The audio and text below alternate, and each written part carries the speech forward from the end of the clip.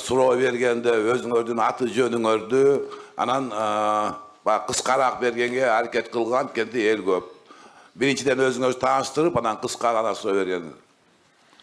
Men Din Islamov Abdurrahman, Aravan rayonunun aksakалдарынын атынан, ардагерлердин атынан сүйлөп атам. Ассаламу алейкум, урматтуу Садыр Нуркожоевич. Ассаламу алейкум, жамаат. Жалпыңарга жараткан жакшылыгы, тынчылыгы, кут берекеси болсун.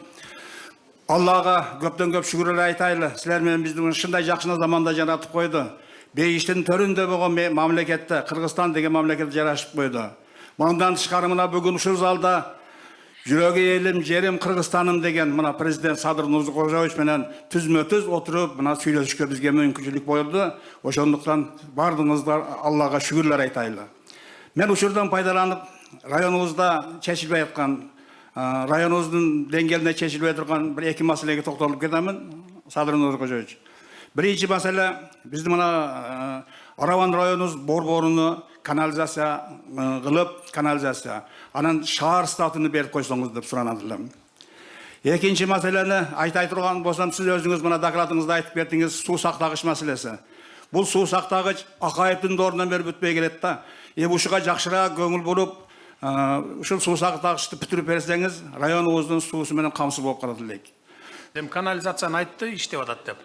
Суу сактагычтар боюнча. Суу сактагычтарды биз мен келгенде 22 жылдан баштап тапшырма бердим. Анда Бакыт Төрөбаев эле айыл чарба министри. Азыр мына жаңы бизде жаңы жигит бар, мына Эрлис деген. Бу да улантып атат ишти.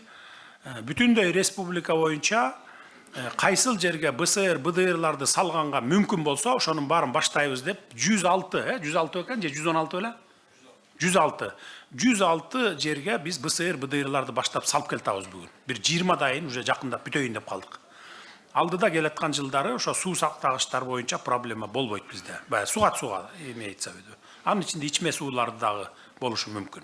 Салып келатабыз. Бул кичине убакыт керек мунун бүтүшүнө. Кийин проблема да болбойт. Бир 30 жылдардан кийин суу сактагыч, БСР, БДР жана жайдын күнү сугатка биз жаздын күнү, кыштын күнү эле даярдап ала турган БСР, БДРлар болот бизде. Кийинки. Экинчи микрофон. Саламатсыздарбы, урматтуу содоштор, урматтуу Садыр Нуркожоевич, Араван жергесине кош келипсиз. Келген кадамыбыз куттуу кадамдардан болгон болсун. Мен Төрөбаев Тилебалдын ардагерлер кеңешинин төраганынын орун басарымын.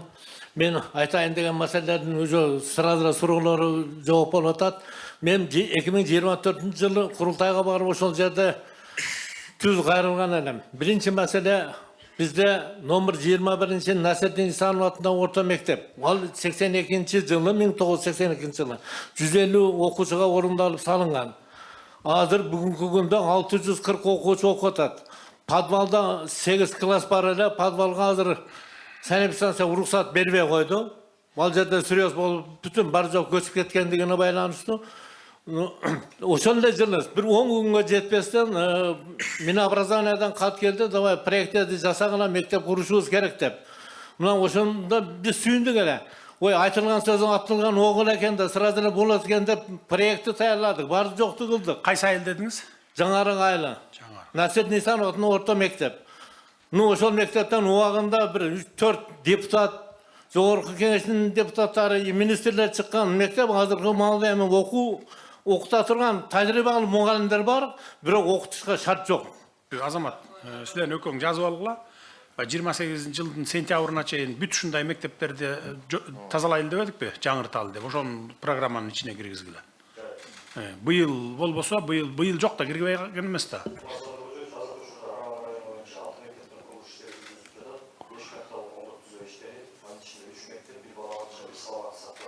Бул мектеп жок да, жаңарык мектеп.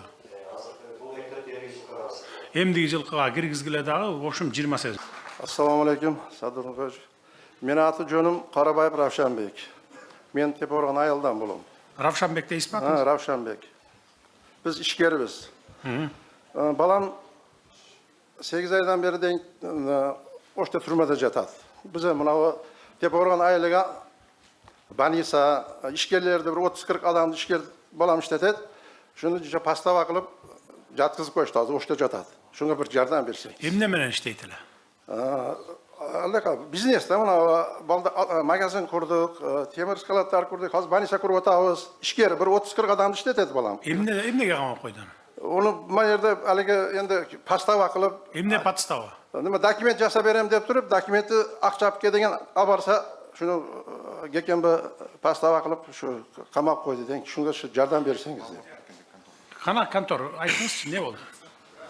Саламатсызбы, Садыр Нуркожоевич, саламатсызбы, Араван району тургундары. Улуттук коопсуздук кызматынын орунбасары генерал-майор. Садыр Нуркожоевич, бул боюнча бул жарандын бир туугандары ишкерлик кылат, торговый центрлери бар, мыйзамсыз курулган, ал боюнча булар кадастрга кылып, ошол мыйзамдаштырып бергиледи. Взятка берип аткан жеринде кармалган, бардыгы тергөө иштери, амалдары толугу менен бүткөн, азыркы күндө кылмыш иши тергелип бүтүп, сотко берилген. Азыр Дача взятка экен да? А курган жери документи жок куруп алышканбы? Yo dokument. Мыйзамсыз курулган достук айылында жайгашкан мыйзамсыз документтери жок. Ошо мыйзамсыз болгондо эч кандай документтери жок эле куруп алганбы жаган? Мыйзамсыз берилген бардыгы.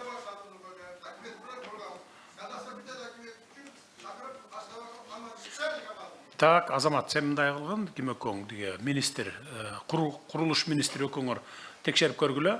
Кимисиники бияктыкы чынбы же тияктыкы чынбы? Мага бүгүн текшерип туруп айтасыңар. Түшүндүңөр, а? Түшүнүктүү болду. Мен муну жазып алдым, мына мен көзөм өлүм алам. 4-cü mikrofon.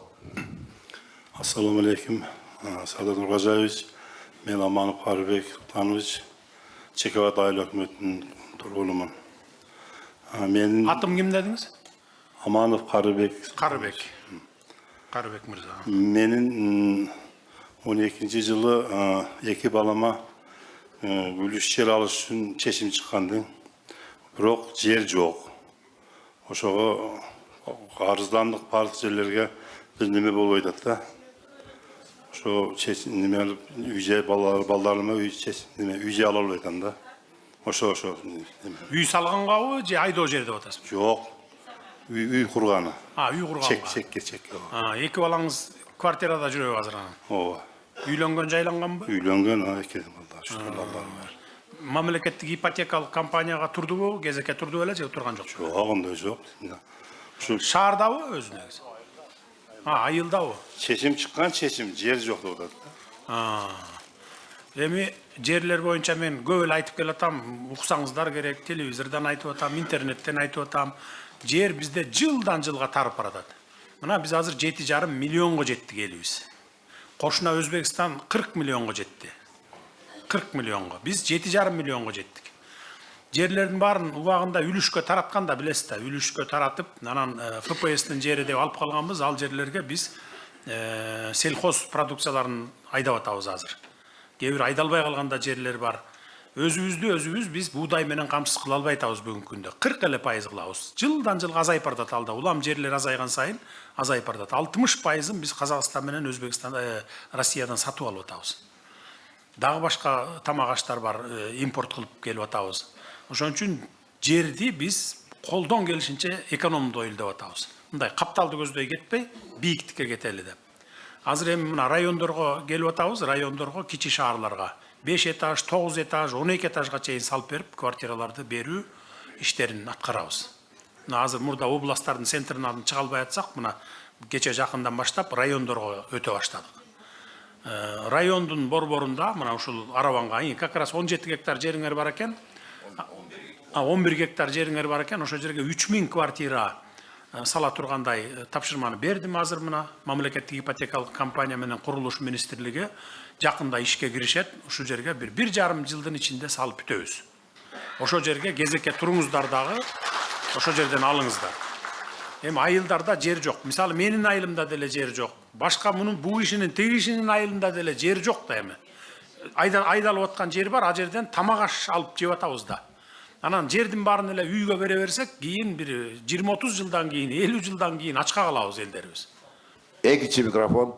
Саламатсыздарбы? Мен ОСОСОнун Курут Аматова Чолпонай атын. Атыңыз ким дейсиз? Чолпонай. ОСОСОнун Курут 100 долбоор 100 ишканага киргенбиз. Менин суроом ишкерлик боюнча Бизде Кыргызстанда мен ошо кыргыз патентке барып бир ойлоп таап патенттештирип жүргөндөн бери ушул нерселерге көп дуушар болдум. Кыргызстан элине пайдалуу нерсени ойлоп таап, дүйнө жүзүнө экспортко чыгарса боло турган идеясы өтө күчтүү бир нерсени ойлоп тапкандар.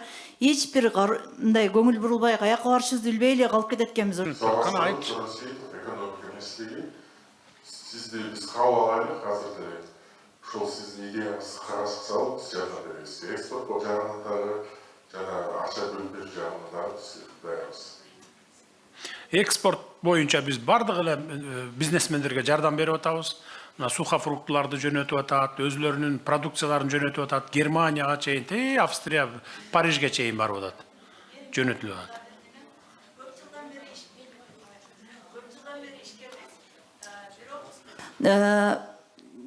Ушул жылы 100 долбоор ишканасына киргенден баштап, Финанс министрлиги, экономика, айыл чарба бардык министрликтерин чалып, бизден не жардам, кандай болуп атат деп ишкерлерге чоң көрсөткөн жардамыңыз үчүн чоң рахмат.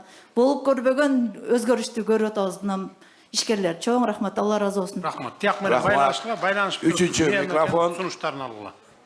Саламатсызбы, урматтуу президент. Мен атым Мерим, жеке ишкермин. Мен атайын сизге Ош шаарынан Келечек базарынан келип отурам. Урматтуу президент, Келечек базарын жеке көзөмөлүңүзгө алып бербесеңиз болбойт. Себеби Келечек базары коррупцияга малынып баткактан чыга албай калдык. Ассоциация башчысы Альберт Мырза, подрядчиктер жана лидерлер биригип алып, карапайым калктын канын ичип бүтүштү. Мисалы, мен жеке ишкер катары буга чейин соода тармагында мына 3 жылдан бери эмгектенем. Патент дедиңиздер, патентти да алдым. ККМ дедиңиздер, ККМди да алдым.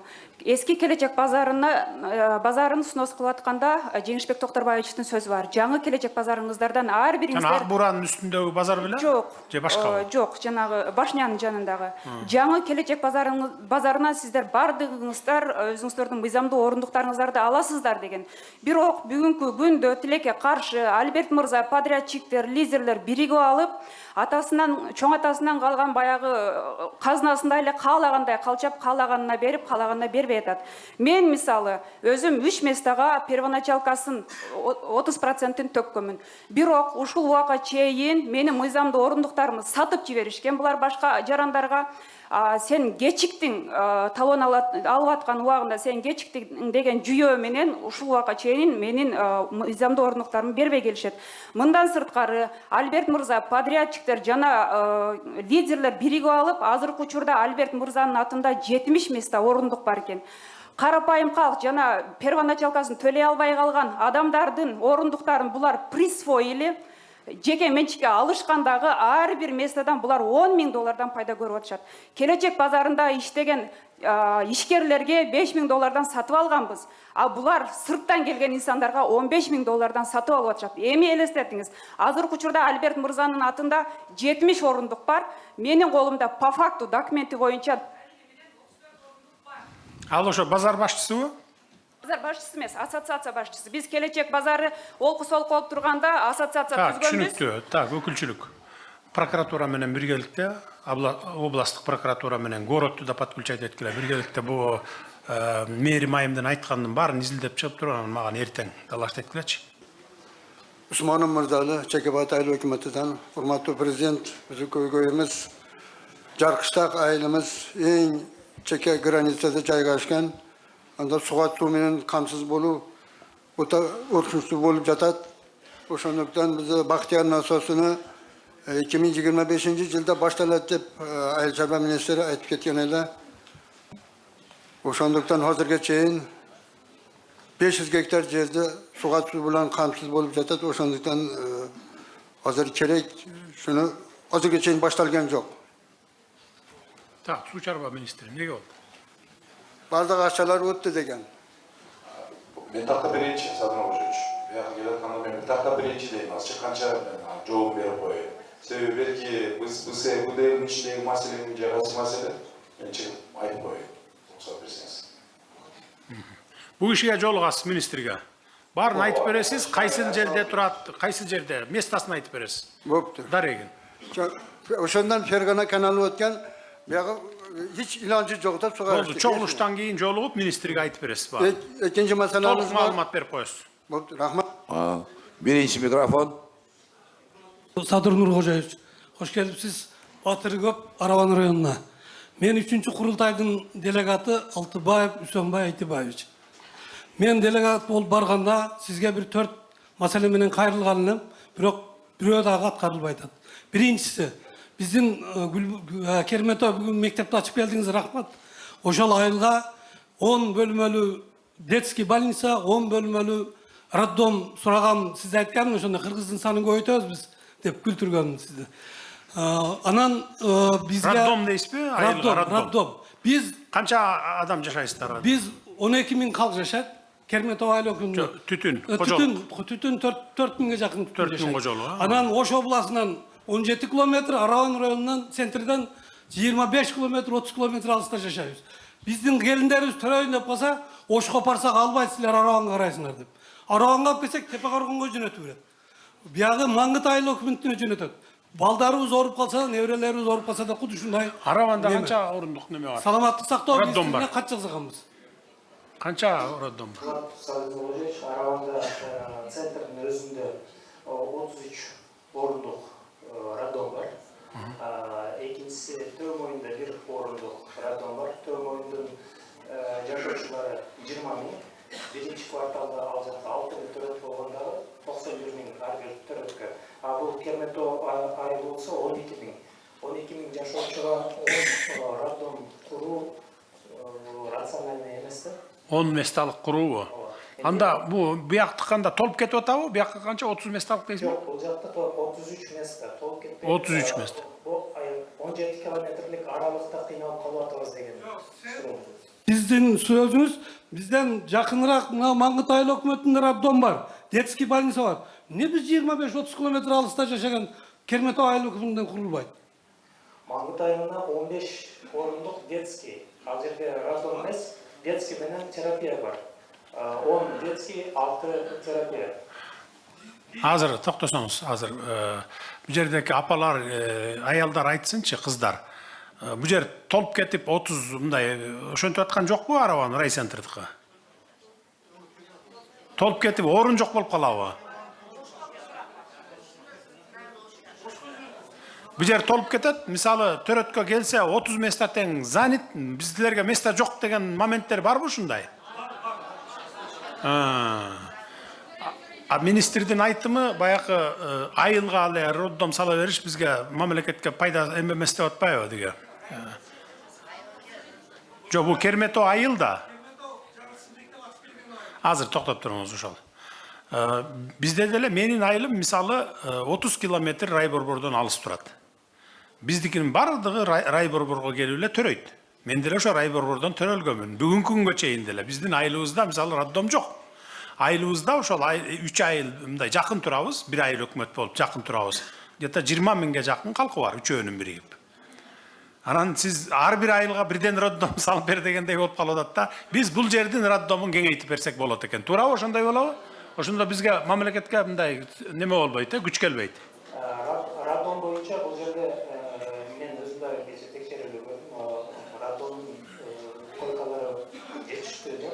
Бул жердикиби? Маселе бул жердеги роддомдо эгер оор төрөттөр болсо Ошко жөнөтүшөт. Ошол маселе. Төрөт оор болсобу? Жок, бия айтып атпайбы, биткон болуп калат деп. Орун жок болуп калат, анан ошондон Ошко жөнөтөт деп атпайбы? Калк айтса калп айтпайт дейт. Дагы бир 20 орундукту куруп берип коелу жанына. Дагы бир өзүнчө имарат кылып туруп. Негизи Араван больницасынын өзүнүн 20-жылы бул араптар куруп беришкен. Калган зданияларда мындай 57-60-жылы курулган зданияларда эгер бир гана төрөт эмес, анда толук эле бир больница курулган тууралуу 200 орун. Анын ичинде төрөтү да бар,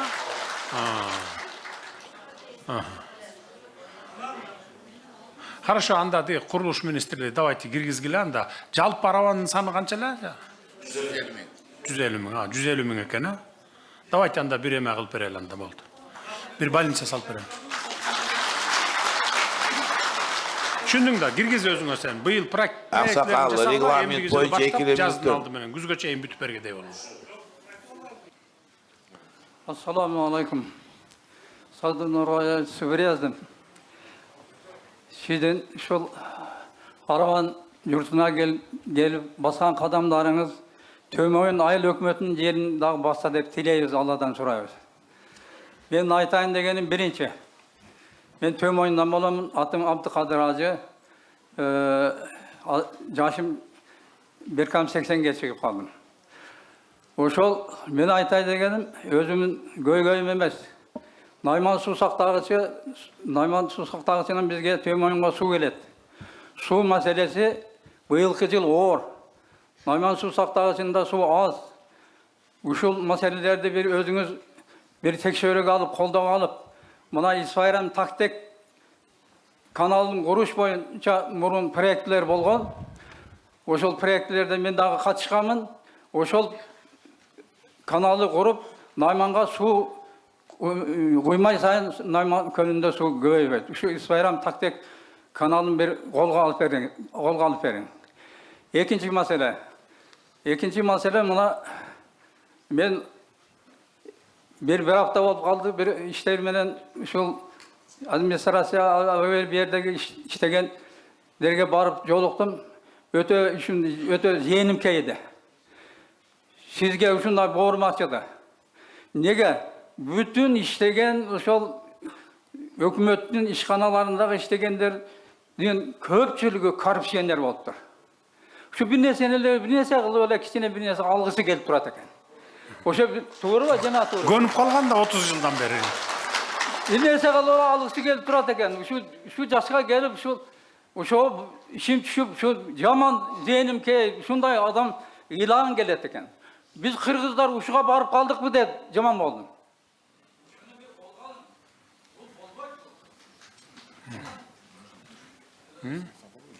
Atın atasanız bola oşol. Atın atap koyunuz. Yok, atavayım, ataganda. Kaysıl administrasiya dediniz, kaysı ayıl hükümet? Bardık hele. Ayıl hükümetinden atın atap koyunuz, hakimçilikte. 60% şu nemeler var. Bardık. Özünüz tekşerseniz bolar. Bar, andaylardın barın çetinden karmap atabız, birok bari öyle dele toktolboyt eken. Men oylayım da baya kamalgandayn, uşundan digi bayakınday misal alıp, bayağı ülgü alıp, bul kamalıp kettik, okuy, men kamalıp kalbayın dep, bunun orduna gelgen kişi taza işteyip boluş gerek desem, 1 yıl 2 yıl ötü öyle, dağıl oşol işmenen berkisi de kamalıp kedet de, şunday da, pendeçilik degen şunday eken da.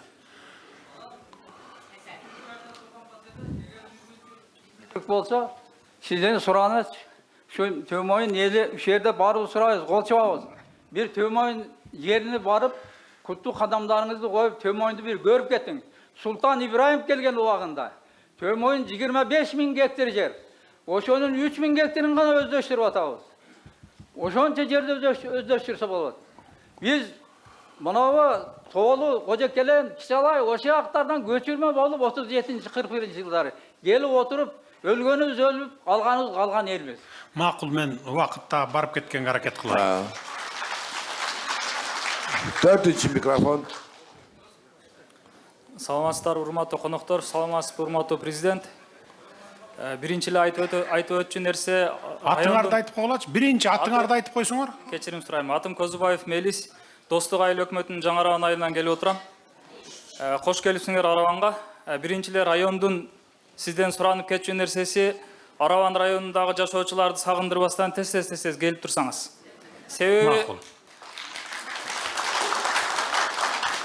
Себеби сизди келет деп 2 жумадан бери Арабанда bir радикалдуу өзгөрүү болду. Көп нерселериң болду. 2 жумадан бери. Өмүрүндө акталбаган, өмүрүндө краскаланбаган жерлер краскаланып 2 күндөн бери көрүп атабыз. Чоң рахмат. Негизги айтчу нерсе жергиликтүү бийлик дагы деле ошол илгеркеле атап берен экен да, андасын. Бирөө келет дегенде жанталаш тазалап коюп, мындай да жата береткенде күндө тазалап туруш керек, күндө керек болсо. Урматтуу президент, эгер мүмкүнчүлүк болсо бир эле Арабанга эмес, башка райондорго ham bir 2 жылда, 1 жылда убактыңызга карап келип турсаңыз. Себеби бул өтө керектүү нерсе. Область боюнча 5 районго барам. Рахмат. 15-16-сына чейин Ошто жүрөм мен. Рахмат. Рахмат. Негизги айта турган нерсе, биз Жаңы Арабан айылынын тургундары сизге келип турушубуздун себеби biz su surap, asfalt basıp verin, stalbadan elektrik enerjiye tartıp verin deyip gelmedik. Биз Кыргызстандын келечеги болгон, Кыргызстандын жаштары, өз айылыбыздын жаштарынын келечегине балта чабылып атканын көзүбүз менен көрүп, чыдабай келип отурабыз ушул жерде.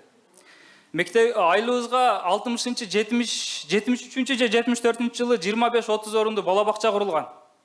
2026 жылы такыр синип нормаларына туура келбесе дагы ошол бала бакчада элдин ашар жолу менен бир аз кошумча бөлмөлөр кошулду.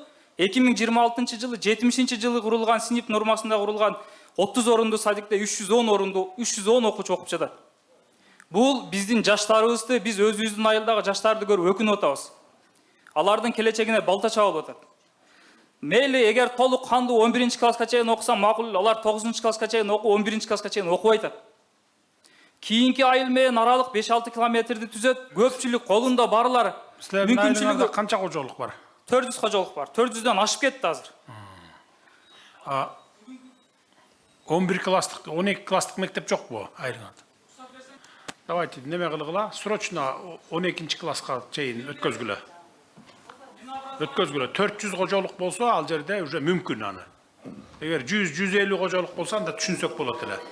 Ооба, биз Курулуш министрлигине, финансы министрлигине кайрылып жолдогонбуз. Бул жерден толук кандуу билим берүүгө шарт түзүш керек деп. Анан сиздин тапшырмаңызды да аткарабыз. Быйыл эми аркы берки кылганча кеч болуп кетти, үлгүрбөйсүңөр. Кийинки жылы окуу жылы сентябрда башталат, э? Кийинки жылы толук кандуу мектеп кылып өткөргүлө. Түшүндүңөр, э? Биринчи микрофон. Садыр Нургозоевич. Мен ошо Араванда чыкканыңыз деле Домбыйта бар. Мына жерде. Ошо Домбыйтаны 90 канчанчы жылдары коллективи, мен анда иштебейт элем, ал Домбыйтаны билбейм. 53 адам приватташтырышкан. Закон боюнча. Анан 53 адамдан мен сатып алганмын 6 сотыгын. Жанында мусор турган жерде. 6 сотык жерде сатып алып, ал жерге үй курайын дедим эле. Анан чоңураак кылып туруп, детсад аштым, Триката деген. Эми правительство айтып атты, мына ол мектеп, детсад кем деп. А мен ошол жерге детсад курдум. Курган менен кийин мына эми ачыгын айта берейин, Ташиевдин командасы там эсенбулар, прокуратура, жер адистери ошо жерди жер чоң эмес, меники 6 сотык. Алардыкы бир гектарга да жетпейт Домбыйта. 53 адамдыкы.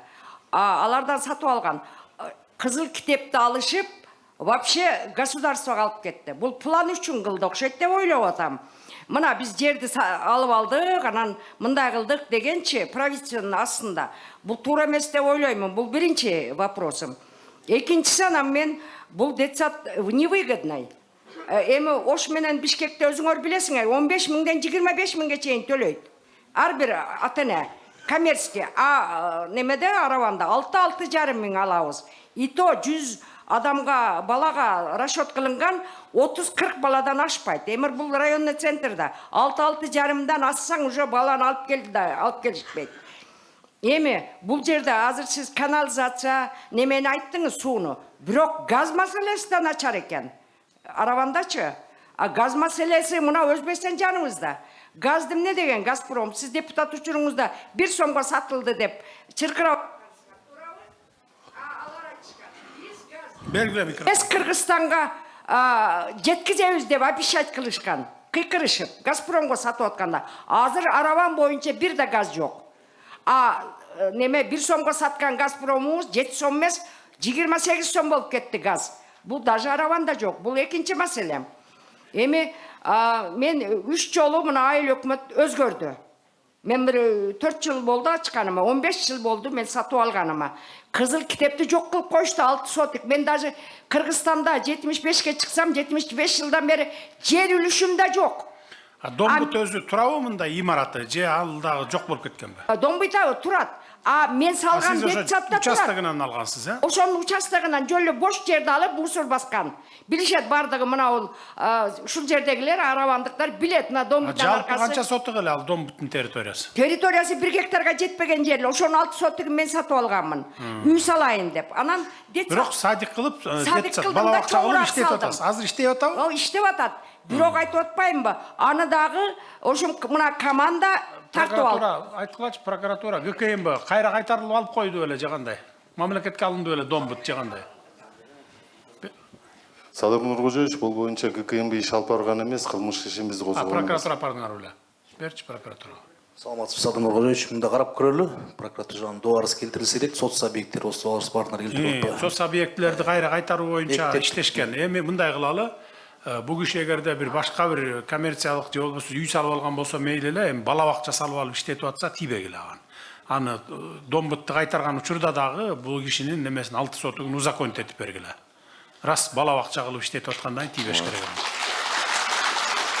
Саламатсызбы, урматтуу Садыр Нуркожоевич, жана ушул курулуштун катышуулары. Мен Араван район Достук айыл өкмөтүнүн Төлөгөн айылдык кеңешинин депутатымын. Мен 3 көйгөй маселе менен сунуш катарында келдим. Биринчи атыңарды айткыла. Биринчи эле атыңызды айтып эле баштаңызчы. Кочиев Кыялбек. Кыялбек. Ат эле айтсаңар жетет. Мында бизде мурдагы Маңгыт айыл өкмөтү ротация менен азыр Достук Алайнар айыл өкмөтү кошулуп, Достук айыл өкмөтү болуп кошулду да. Ошо кошулгандан кийин биз жака кандай десем, мындай ротациянын эмес результаты болбой атат да. Бул биринчи маселе. Анан экинчи маселебиз ошо биздин Төлөгөн айылында жогору жакта 1,5 миң гектар кайракы жерибиз бар. Ошонун 1955-жылы Союз малында мурдагы Жаңы жол колхозуна арендага берилген. Ошол малда баягы арендасынын налогун төлөй албай калып, ошол айылга арендага берилген дагы көп мөөнөттүн эми. Ал 49 жылга берилет экен. 2020-жылы сурогу бүтүптүр. Ошол кайтарылбай атат да. Ошол жер кайтарылып калса биздин айылдын жер маселеси, чек маселеси чечилип калат эле. Бул адырда кайракы жерлер, таштак жерлер. Сиз жазып алыңыз да, муну карап коюңуз. Анан экинчи маселе ошол эле биздин айылда 36-жылы салынган маданият үйүбүз бар. Азыр башым кароосуз калган. Азыр жаңы кинолор келип атат, биздин айылдагылар көрө албай атат да. Ошол маданият үйүнө карап берсе. Курулуш министрлиги. Бул 2 жылдан бери, 3 жылдан бери курултайга барат. Көлөмүн анан кайра жаңыла турган болсо канча сумма кетет экен ошого. Анан биздин Достук айыл өкмөтүнө коюшулгандан кийин биздин мурдагы Маңгыт айыл өкмөтү тартыш акча маселени тартыш, айылыбызда суу маселеси бар, жол асфальттар бүт начар да. Анан бюджет маселеси бай айыл өкмөт деп эсептелет өзү республикадачы. Бирок былтыркы жылдын эсебинен Семен заводдон 56 миллион акча төгүлбөй калды дагы. Былтыркы пландаштырган иштерибиз көбү бүтпөй калды да. Ошого мен ушул айылдын 15 миң адам жашайт, ошо мурдагы Маңгыт Ондунан бу кичине акча маселесинен ушу биздин Достук айыл өкмөтүнө көңүл буруп коюшуңузду суранат элем да. Рахмат. Үчүнчү микрофон. Аз мен буга чейинки жанагы бала бакча иштеткен эжеге бир эсиме түшүп калганда айтып коеюн. Жалпы эле кыргызстандыктарга тиешелүү кимде ким бала бакча курам, мектеп курам деген болсо жеке биз жерлерди бекер берип атабыз. Райондордун центрларына, райондордун борборлоруна, кичи шаарларга и областтардын борборлоруна, Бишкек, Ошко. Мына Бишкекте, Ошто берип атабыз биз. Бекер беребиз да. 1 гектар, 2 гектарга чейин мектеп менен бала бакчанын көлөмүнө жараша. Анткени биз мектептерди салып кубалап жете албай атабыз да. Жылда төрөлгөн балдарыбыз, анан бала бакчага барган, мектепке барган балдарыбыз көбөйүп атат да. Жылына мамлекет 20-30 мектеп, 50-60 мектептен салышыбыз керек болот.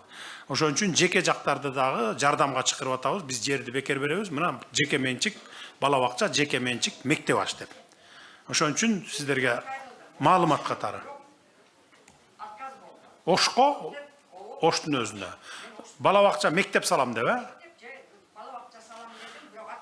Давайте отказ кылбагыла, срочно деги жер таап бергиле. Кайсыл мектепте жанагы азыр 40ка чейин бала, 45ке чейин окуп атпайбы? Биз ошол райондордо, жетишпеген райондордон жер таап туруп бергиле да.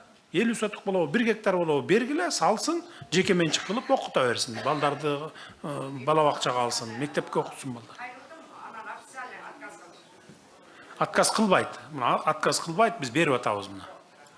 Түшүндүңүз, Түшүндүм. Көзөмөлгө алган. Үчүнчү микрофон.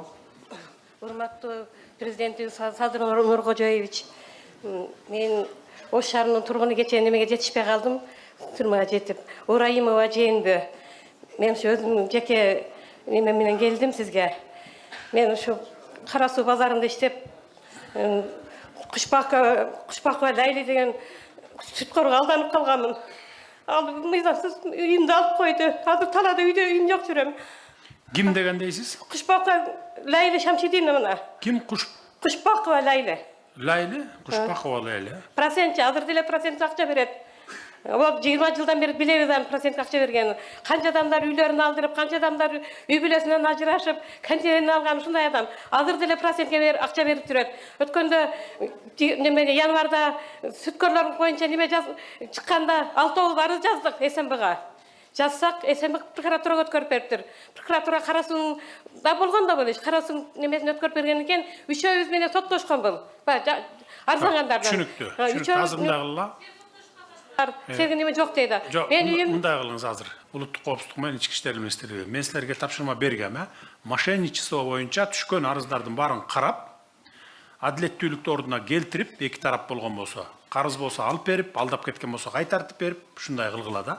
Түшүндүңүздөр, Мурда бул ишти каралар жасачу, билесиздер, Чорныйлар деп коебуз, криминальный мир деп. Барып туруп арызданса, бир күндө алып берчү дагы экинчи тарабына минип алчу. Сен жарымын мага бересиң деп, анан дагы муну бер, дагы тигини бер деп отуруп, алып бергенден артыгын чыгарып ийчү. Анан биз бүгүнкү күндө андайлар жок, мындан ары болбойт дагы, ага биз аябай катуу карайбыз, криминальный мирдин жок болушуна. Ошондуктан мынакей ички иштер министри менен улуттук коопсуздук кызматы мына прокуратура дагы билет, мен айтканмын деги баш прокурорго. Мошенничество менен түшкөн арыздарды баягы карыз бири-биринен андайлар аябай көп болуп атпайбы азыр?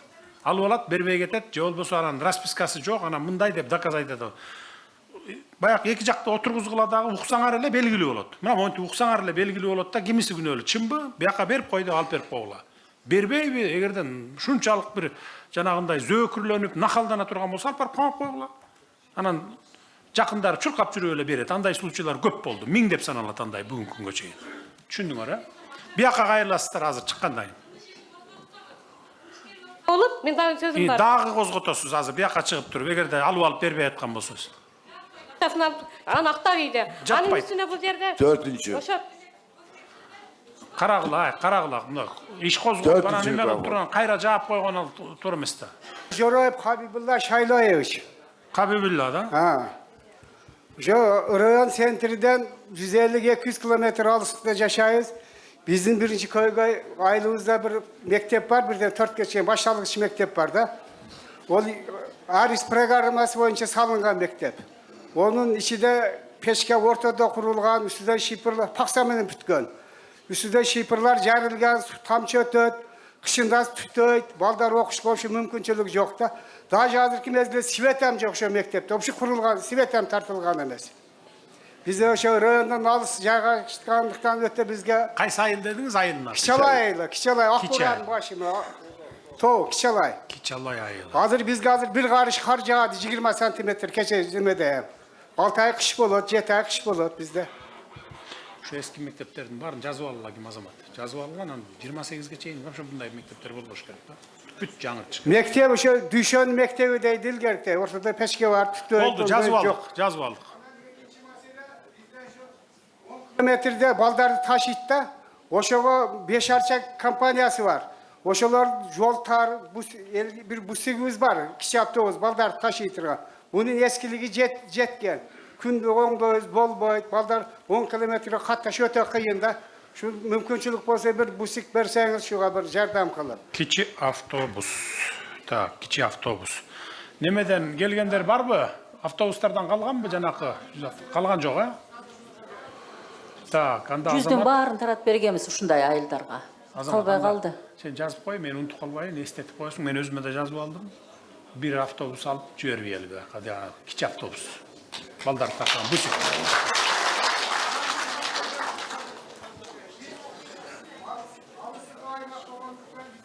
Дыйканчылык болбойт. Толкула мал чарбасында кичине. Hiç мектептеги адамдар иштеп пенсия алат, аны башкалар иштеп ала албайбыз. Анан бизге айыл чарба өндүрүп бизде топоз болот да. Шуга бир жеңилдетилген кредиттерден берсеңиз, атынды угабыз ич ала албайбыз да. Бизде дыйканчылык. Айыл чарба министри канча процент менен берип атасыңар силер? 6% берип атабыз, анан жаңы эле 3%ден сиз колдоп бердиңиз, 500 миллион ажыратып бердиңиз. 3%га түшүргүлө, 3%га бериле. Дыйкандарга, фермерлерге 3% менен, 6 эмес. Жарайт. Бияка министрге кайрыласыз. Автобусуңузду чечип беребиз. Мен бир автобус жибербейм балдарды ташыганга. Birinci mikrofon, urmatlı turgunlar, suroğunu kıskarak bersenizdер, elli köbürök da bunday. Başkalarını da sıylaylar. Саламатсызбы, урматтуу Садыр Нуркожоевич. Мен ошол жана айтылган алыскы кичи айылдан болом. Биз мына райондон 138 километр. Фамилиям Айдаров Кол Асылбек Карбекович. Азыркы учурда айыл башчы болуп иштейм. Райондон 138 километр алыста турабыз. Толуу аймак болгондуктан деңиз деңгээлден 1370 метр биктикте турабыз. Жанагыдай мал чарба, дыйканчылык менен алектенебиз. Анан бизде мына көмүр кендер чыккан. Билесиз. Bir kança mayda kömür kendileri var, ana 5'erçe kömür kendi var. Şu jaktan tınımsız günü tünü 150'de kovapta maşınlar kömür taşıyıp, çaң meselesi kıynadı bizdeçe. Oşağa Nokat rayonu elleri dağı var bizdeçe. Bizim nemede Kelmet Aravan rayonundan başka Nokat rayonu el dağı bilesizler. Bu bizden joğoruzda jaygaşkan Batken oblasının Kadamcay rayonuna karıştı, 5'erçe kömürü. Çapadan жалгыз bizim ayıldan aralap, oğur yük taşı, koy ülgüsündeki maşınlar günü tünü 150'de maşın yük taşıydı. Uşul maşınlar tınımsız kattagan ayından joldun abalı keskin açarlap, joldun kötörülgen çaң büt ayıldı kaptap, çaңdın ayından gün ötken sayın kalk arasında arkanday oğru payda bolup, jaş baldar, kar kartangдар, hoş boylu ayaldarga jaşoo мүмкүнчүлүгү кыйын болуп атат. Жолубуз талапка жооп бербейт. Бизде мал чарба дыйканчылыгы анан дыйканчылык менен алектенебиз. Эккен эгиндерибиз болбойт атат. Картошка эгебиз, баягы чаңдын айынан картошка жакшы болбойт атат. Анан Акбура дарыясынын баш аты бизден келет. Папа суу сакташына келип куят да. Чаңдын айынан мөңгүлөр эрип, Акбура дарыясы кескин азайды. Акбура дарыясынын эки жагына Жашыл бол өскөн кайың тал бактарактар жылдан жылга курап баратат. Элдин демилгеси менен бир канча аракеттер жасалып, 1,5 километр асфальт төшөлүп.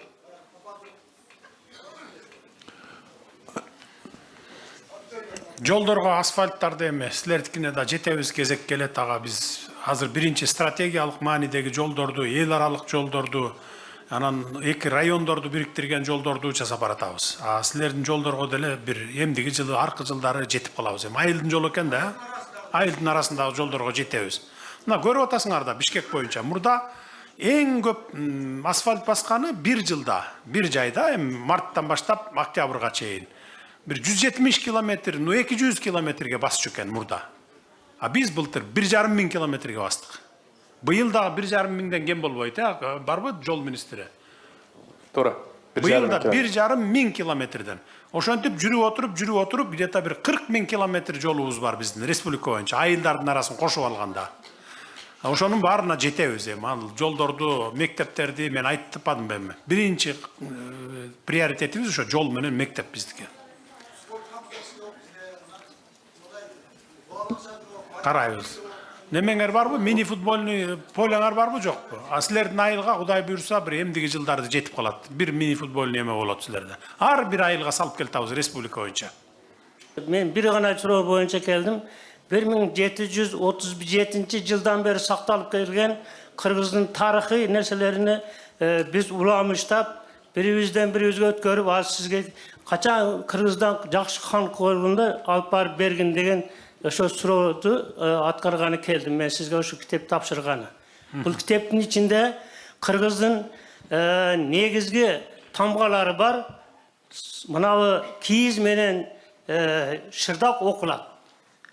Eskiden kalgan bu kitapta.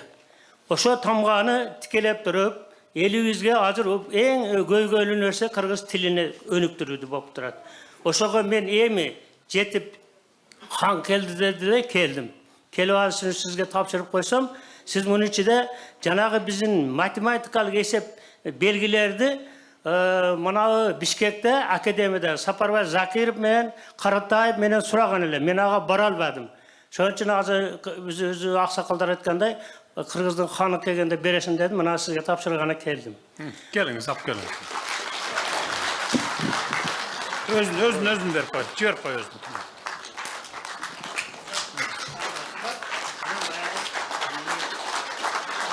Kambalar var. Makine çıkartıyorlar. Kamba çıkartıyor. Özü negizim bu nerede? Lütfları kambalar aktardı bana. Şu Kırgız tarafından nemeler tarafı çıkartıyor. Kol mu? Sizde. Daya. 1738 yıldan beri saklanıyor. Ben sizge topşirdim. Ma'qul. Rahmat ço'ng rahmat. Allah razı olsun. Rahmat. Üçüncü mikrofon. Саламатсызбы, урматтуу Садыр Нуркожоевич. Мен Төмөн айыл өкмөтүнүн тургуну Эргешев Нарбай боломун. Урматтуу президент, сизге бизде мурда дагы айтышты, биздин Төмөн айыл өкмөтү негизинен суу менен, дыйканчылык менен пайдаланып иштейбиз. Дыйканчылыкка өзүңүздөр жакшы билесиздер, дыйканчылыктын башаты суу менен. Биз ушул өтө суудан кыйын оор абалдабыз. Анан дренаждан суу ичебиз, дренаждын дагы суусу сал кымбатыраак болуп атат. Ушуну бир сугат жер үчүн эгер мыйзам көтөрсө, сугат жерлерге дренаждын суудан суу ичкен дыйкандарга бир караштырып берсеңиз. Бул биринчи маселе. Экинчи маселе, биздин Төмөн айыл өкмөтү райондун аралыгынан район центринен 70 километр алыста турабыз. Келгенде же Ош менен келебиз, же Улуу Тоо менен каттайбыз, жол жаман. Сизге курултайда дагы бир биздин немелер жеткизишкен эле. Ушул жолду дагы бир биз каттай турган кылып карап берсеңиз, ушул немелер 70 километр болсо керек, ушул жазып ал. Район центриге келиштин эң азында 3 саат жооп берип койду. 3 саат убакыт кетет. Аз жооп берет сизге министр. Бере бер жооп. Саламатсыздарбы? Араван Төмөн жолу 40 чакырым быйыл башталат, 1-2 жылда бөлүп бүтүрөбүз жолду. Assalamu alaykum jamoat. Ben Ormanov Qo'shaqboyman, Kermatov ayыл өкмөтүнөн.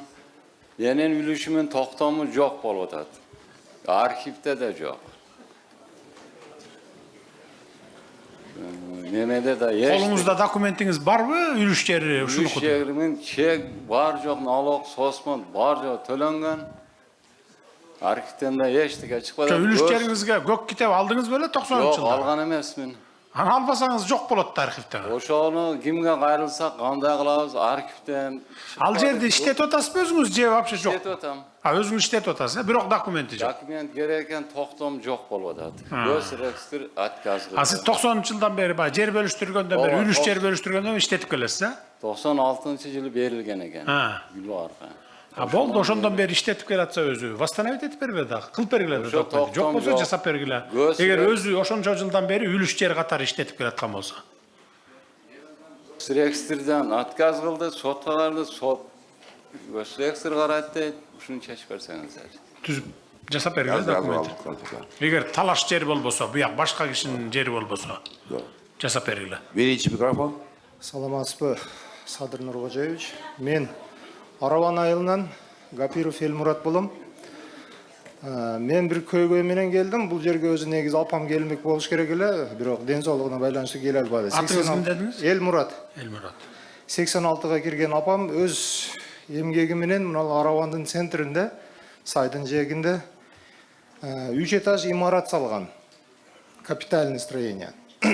Ошону 24-жылы баягы Ошто Акборан дарыясы нугунан чыгып кеткенден кийин бизде как будто сел болгонсуп, бүт бардык строенияларды бузуп, мыйзамсыз салгансыңар, мыйзамсыз алгансыңар деп туруп, эч кандай соттун чечими жок, башкасы жок, же компенсациясы жок, бүт бар жокту бузуп салышкан. Биз сотко кайрылайлык десек, ошол кездеги жергиликтүү УКМКнын жетекчиси Жолдош деген Сагынбаев болса керек фамилиясы. Кайрылсаңар кайрылгиле, бирок по-любому сот биз тарапка чечип берет деп биздин үмүтүбүздү өчүрүп койду. Документтериңер бар беле? Бүт АПЗ, акт приемки, негизи сен мындай кыл, Нурдан, курулуш министрлиги. Отура берсең нут кызмат. Силер эми биз правбыз дейсиңер да баары бир. Нурдан, сен бу жигитти эриштип алып барып, азыр чогулуштан кийин бүт документтерин карап, ошо чындап эле мыйзамсыз салынганбы, же болбосо ошо мыйзамдуу эле болуп туруп жана булардын арызы чынбы ошону мага азыр түштөгүн айтчы анан. Жарайт. Телефондон айтасың, түшүндүм. Бияк менен чогуу барып туруп бүт документтериңерди көргөзгүлө. Рахмат. Üçüncü mikrofon. Assalamu alaikum. Hurmatly Sadır Nurkojoyevich, men Çegavat Aylı Hökümetinin Jergirlikli deputatı Ergeşbay ulu Murat Bekmen.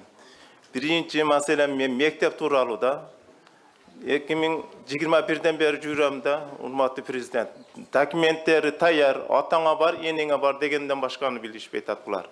Siz bulardy Qaysi ayıl dediniz? Çegavat Aylı Hökümetinin Çegavat.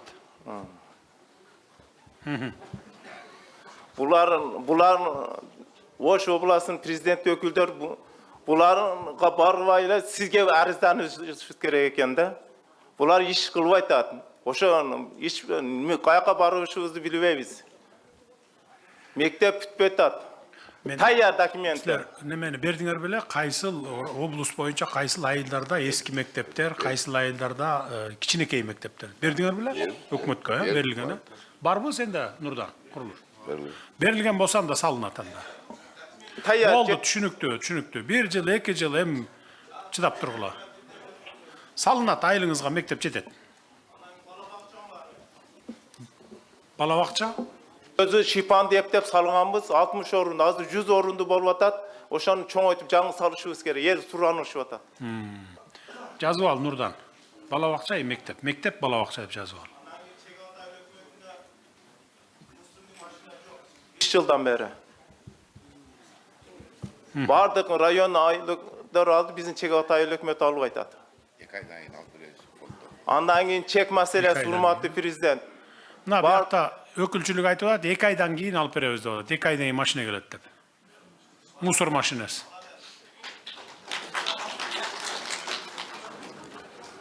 Bular iştep etat.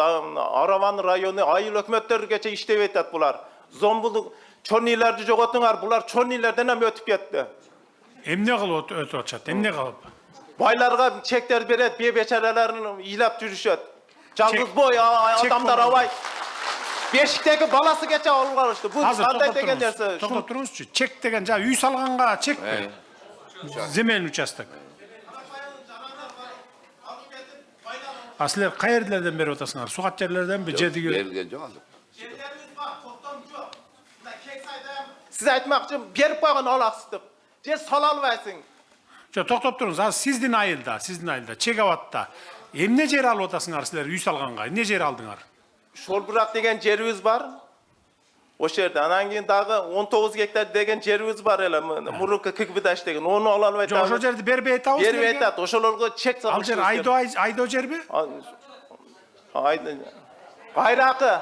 Anan keyin Mönkotay, anan keyin Akşar degen jerlerdi transformasiya kıldırıp aytat. Bir nese jogoru dep silerdeler. Az toktop turuңуз. Siz ala alбай atasыз, карапайым калк. Эми эл ала албай атат макул. Кимге берди анда ошо жерде? Барбы алгандар ошо жерде? Чек алып алгандар барбы? Бар, ошолор текшергиле десем hiç. Жокпу? Ну биякта жок деп атат. Siz бар деп атасыз. Немени? Чек ала албагандар көп ошончо. Эми ала албагандар түшүнүп атам. Алып алгандардын списогун мага бергилечи. Siz мына Калпакчан жигит, мынакей Muratbek жигит. Ким алып алды? Ошолордун тизмесин таап сизде болсо, маган жибериңиз. Мына баланча Çegavat айылынан моундай чек алып алды. Биз ала албай атабыз деп туруп, алып алгандардын тизмесин канча сотуктан алып алды? 5 соттук, 10 соттуктан түшүндүңүз, а? Сөзүңүздү тастыктаңыз да сизчи, далилдеңиз да сөзүңүздү. Ошону мага берип ийесиз. Президентке барасыңбы? Губернаторга барасыңбы? Эми мага келиңиз, ошолорду көтөрүп алып алгандардын списогун көтөрүп алып туруп. Болду, түшүнүктүү, келесиз, кийинки.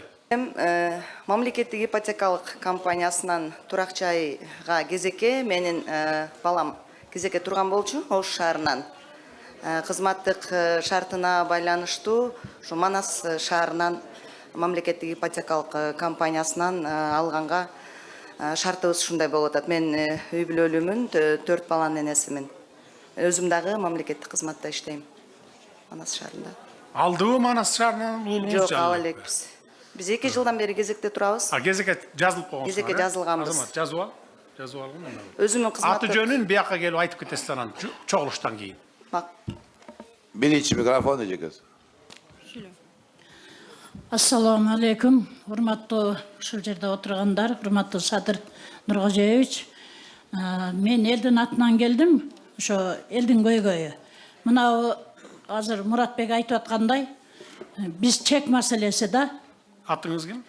Мен Абышева Асылкан Чекеват айыл өкмөтүнүн тургуну болом. Айта бериңиз. Şu çek meselesi boyunca gelip atan bizde hazır 1800'e yakın çeki yok. Aldı 45-50'ye çıkan caranlar var. Çeki yok. Turakçayga çeki yok. Şunday köçede, kuartirada, her yerde жүрген adamlar var. Anan hem hazır bir yerde transformasyon kılıp hazır 300 adamga berilgen. Andan başka hem başka yer yok da atat. Misалы ошол Чекеват айыл өкмөтүндө мазарга деп берилген жер бар экенле 25 гектар. Ошону дагы ошо трансформация кылып элге берели деп аксакалдар менен сүйлөшкөнбүз. Ал дагы ордун немеси болбой атат трансформация. Анан кийин бизде болсо мурунку айыл өкмөттөр, Мамиров Муктар, колдо Эргашев, неме Рафык, анан дагы бир КГОда иштеген да бир акчач кишибиз бар. Пенсионер. Ошол, ушулар 18 гектар, 22 гектар жерлерди, адыр жерлерди басып жатат. Бербей атат. Басып жатышат ошолордучу. Анан кийин бизде мына жерде Октябрь деген жерде наракта Ждантын жери бар, ошо Чекеват айыл өкмөтүнүн жери бар. 28 гектар. Бул өзү негизи көп эле Маңгыт айыл өкмөтүнө ошо биринчи ошо Мамиров Муктарлар сатып ийген. Анан калганы 28 гектар жер бар. Адыр жерлер олар. Суулуу жер эмес. Ошол Мөңкөтайда дагы ошо суулуу жер деп жазылып калган үчүн канча жылдан бери аркасынан жүгүрөбүз, чечилбей келатат. Ушуларды бир өзүңүз колуңузга алып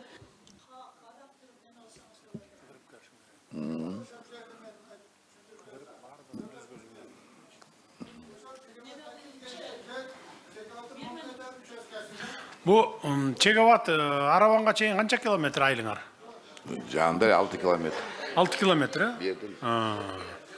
Анда жанакы 17-11 гектарга курула турган жерден ошо кезектегилерге берели, ошондон анан башка дагы жерлерди тапкыла аким. Башка дагы ушул райондун чекесинен болобу мындай бийик кабат үй сала турган жерлерде. Түшүнүктүү,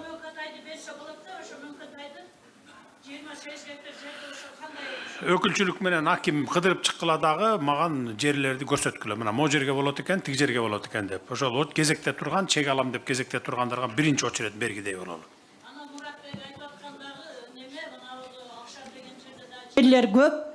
Ошо жерлерди дагы ошо трансформация, толку кайрак жерлер да. Трансформация кылып туруп ошо элдерге берсе болот эле да. Колдон келишинче мындай жеке үйгө эмес, бийик кабат үйлөрдү сала турган. Түшүнүңөр, микрорайон кылып сала тургандай кылып туруп берели. Түшүнүктүү, кийинкиси. Экинчи микрофон. Assalamu alaikum. Урматтуу Садыр Нуркожоевич. Менин атын жөнүм Орунбаев Аслан. Мен Араван районунун Дөбөкоргон айыл өкмөтүнүн Бостон айылынын тургуну болом. Биздин Дөбөкоргон айыл өкмөтүндө там жай чек маселеси өтө кыйын болуп жатат. Ар бир айыл аймактарда ар бир үйдө 2-ден 3-төн үй бүлө, жаш үй бүлөлөр жашайт. Ошон үчүн ушул чек маселесинин карап бериңизден сизден суранып келем. Кайсы айыл дейсиңер? Дөбөкоргон айыл өкмөтү, Бостон айылы тургуну болом да. Араванга канча километр айылыңар? 8-9 километр болсо керек. Жакын эле экен да. 15 километр экен. Бияктыкын да ошондой метод менен чечсек болот экен. Ушунун үстүндө иштегиле. Жерлерди тапкыласа. Жарайт. Түшүнүктүү. Рахмат. Үчүнчү микрофон. Alo, assalamu alaikum. Hurmatly prezident, hoş gelipsiz. Men Yusuf Bayıl hökümetinin Oktyabr uchastkasının Nabar köçünün yaşausu Ali Arxanın Madalıxon bolum. Şu birinci masala, su masalası dediniz, mana Xudoga şükür dekonchilarimiz yaxshi bo'lyapti.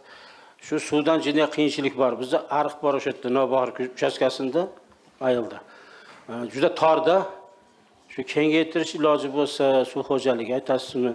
Su jetpay atadi. Avran qilishadi. Ekinlar qurib qolyapti to'g'risi. İlacı barcha yetkizib bersa yaxshi bo'lardi elga, dehqonlarga. Ikkinchi masala yo'l. Aytganingiz bo'yicha men o'sha yerga chiqqanimga 40 yil bo'ldi-da. Hozir 70 ga kirdim, 30 yoshimda chiqqandim. Yo'l masalasi shu sayis paytida qilingan. Rasvo chiqib ketgan, mashina yaxshi yura olmaydi. Baldar qiynaladi qishda mezgilida. Aravan sentrigacha 5 kilometr borda. Yana keyin uchinchisi bog'cha bilan fab kerak bizga bitta o'sha yerga. Nimaga deganda 150 xo'jalik bo'ldik. 600-700 odam yashaydi, bu yog'i 1000 ga yaqin.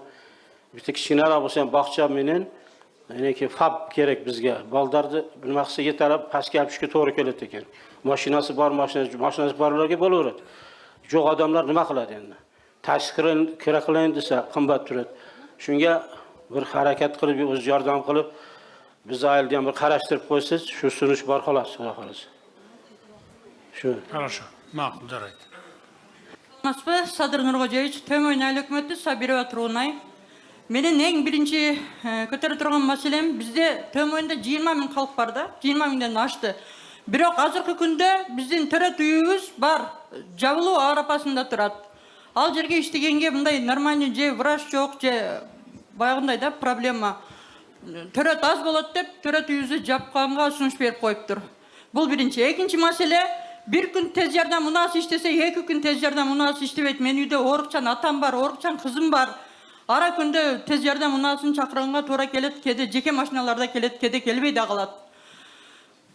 Анан üçüncü meselem bizde 198 gektar yer transformasiya ötkön, bolgon, turak jay üçün. Mına ушул күнгө чейин aradan 2 yıl öttü. Biroq ar kanday şıltolar menen gem plan tüzülbey gelet. Elder turak jayga muhtaç. Dördüncü meselem bize yerler köp Tömoyn ayl hökümetinde. Su köygöy hem aytıldı.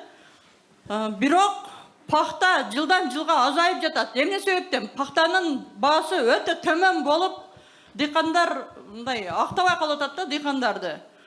60-70 сомдун тегерегинде болуп калып жатат. Андан кийин биз жанагы эрте жаза быша турган медави өрүктөрдү эккенбиз.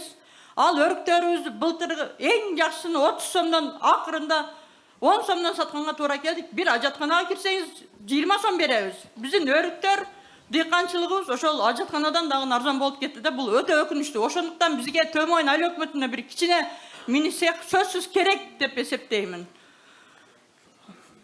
Андан кийинки дагы көтөрө турган маселем суу маселесин көтөрүп атышат, бирок суунун тыйынын эч ким көтөрбөй жатат. Суу эсептелгенде тыйын болуп эсептелип жатат дагы, анан акчага төлөгөн келгенде сом менен төлөп жатабыз да. Neme, verçi mikrofonu. Çoğun korrupsiya mana uşul suda. Su problemasını hemen karap çetçet. Ova, uşul- Töret uyun japkana da atpayız mı? Kança orundu töret uyu var sizlerde? Bir koyka var, bir koyka. Anan al jerge baylarının... Ayıl boyunca ошондо bir koyka. Ova biz mına Aravan rayonundan mına Ulu Toğu'nun yolu menen kelsek 65 kilometreden kelebиз. Eğer Oş menen aylansak 115 kilometr yol жүрүшүбүзгө туура келет. Биздин Tömoyn айыл өкмөтүбүзгө bir koyka bolsa dagы мындай заманбап bir жакшы төрөт үйү сөзсүз керек. Ал жерге мындай колунда бар байлар барбайт. Бечара эң кыйналгандар ошол Tömoynда төрөйт. Minister, var mı malumatınız bu boyunca? Маалыматым бар. 2025 жылы Tömoynда 450 төрөт болсо, бул ошо 450-нин 350-сү Кызылкаяга барып төрөшкөн. Tömoynун өзүндө 44 гана төрөт кабыл алынган. 2026 жылдын 1 кварталында 6 гана төрөт Tömoynун өзүндө болгон, калгандары же Кызылкая же Ошко кетишкен. Чынында Tömoyндун Араванга болгон расстояниясы 65 километр, бирок кышында машина жүрүү чынында кыйын экен. Эмнеге башка жакка кетишкен? Значит, сапаты баягы немеси состояниеси начар. Ал жерде бир эле төрөт койкасы бар, анан 3 акушер бар. Ошондон эл билбейм, ошо 350-сү сырткы барып төрөптүр да. Значит, демек шарты начар болушу мүмкүн. Силер мындай кылдык. Бу жерден канча километр? 65 километр. 65 километр. Ол жолдагы аябай начар жол. Келгенче мына ичеги. Так, давай анда мындай кылалы. Ал жердин шартын жакшыртып бергиле. Эң жок дегенде bir 5-10 койкага кылып даярдап неме кылгыла. Түшүнүктүү, э? Гинеколог. Үчөө бар деп атат го. 3 акушер бар. Акушеркалар бар, гинеколог. Депозит менен келген гинекологубуз 3 күн турду дагы, аны дагы роддомго киргизбей бул жака. Азыр эми мына апрелден баштап медиктер менен мугалимдердин зарплатасы көтөрүлдү да, ошондо азыр bir 30 миң алып аткан 60-65ке чейин алат, туурабы? Ошондо жанакы вакантный орундар жабылат деп үмүт кылып атабыз да биз, туурабы? Төмөйүндүн өзүнөн чыккан 20 дарыгер бар экен. Бирок бирөө дагы Төмөйүндө иштебейт экен. Башка жактар, Ошко, Жалал Абад, Бишкекке кетип калган. Анан Төмөйүн боюнча мындай сунуш оңоюраак болот экен. Булар 350сү Кызыл Каяга барып төрөт экен. Кызыл Каянын территориясы Араванга карабагандыгы үчүн ал жакта эми жат сыяктуу жанагындай биздин район эмес, биздин территория эмес дейт экен. Бирок расстояниясы 17 километр экен да. Биз азыр мындай сунуш киргизейин деп атабыз. Төмөйүндүн калкын Кызыл Каяга тейлей турган кылып, министерстводон приказ чыгарып, ошол жака байлайын деп атабыз. Эмнеден де ошол 350-400 төрөт ал жака Кызыл Каяга барганда алар эч кандай маселе жок кабыл алуусу үчүн. Ошондо 17 километр жүрүп калышат экен, э? Скорый каерде силердин скорыйыңар? Ошо өкмөтүндө. Бияктан чакырасыңар бар ошондо? Жок, ошол Төмөйүн айыл өкмөтүнүн өзүнүн өзүнүн скорый бар. Өзүнүн скорый бар, бирок ол скорый 1 күн иштесе 2 күн иштебейт. Неге? Эскиби? Эски, бузук. 2 күндүн биринде бузулат. Так, анда мындай Кызыл Каяга байлап берсек, бул маселеде азыр мындай туруптула, Кызыл Каяга байлап бергиле. Bir скорыйдан да скорыйын жаңыртып берели анда. Bir скорыйда. Ошону менен ташып тургадай болсун анда. Мен көрөлбөм, мына 47 жашка кирдим. Наоборот, ошол роддомду күчөтүп бериңиздер. Мен ошону суранып жатам. 1 койка болсун. Болду, түшүнүктүү. Эми мындай кылалы, урматтуу аравандыктар, урматтуу мекендештер. Мага уруксат берсеңиздер, мен кийинки жолугушууларым бар, барат элем. Токтоп туруңуз.